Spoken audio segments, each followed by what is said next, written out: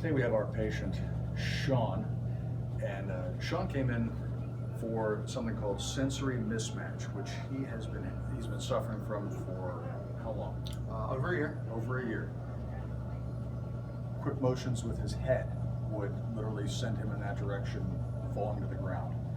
Looking up or looking down would cause nausea, vomiting, a whole litany of issues. Anxiety, panic attacks. Anxiety and panic attacks, which they, rather than trying to fix the cause, other practitioners, they just gave him Xanax to deal with his anxiety, which was brought on by the fact that if he turned his head too quickly, he might pass out.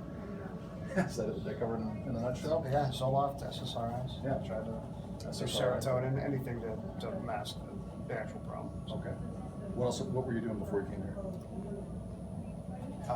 Outside of that? You mean medication-wise, or? Anyway. So I tried it all. I went to the cardiologist, went to two neurologists. I had 2 MRIs, 3 CT scans, all came back normal. This is why they assumed that this had to be anxiety related and tried to put me down with medication. And how successful was that? Obviously, not successful at all. So when Sean came in, we discovered that his occiput was very locked. And the reason that this is critical is because there is a pumping action that happens with the cerebrospinal fluid with proper motion of the occiput on C1, the atlas.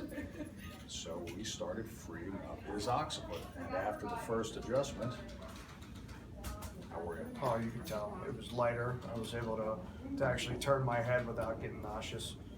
This machine in particular, with the traction, put space where it needs to be, where it probably hasn't been in over 2 years. Yeah, if ever. And every day it just kept getting better. My dizziness would subside. I kept having less and less dizziness throughout the day, and now I'm having almost full days of no symptoms. It's been great. Full days with no symptoms for the first time in over a year.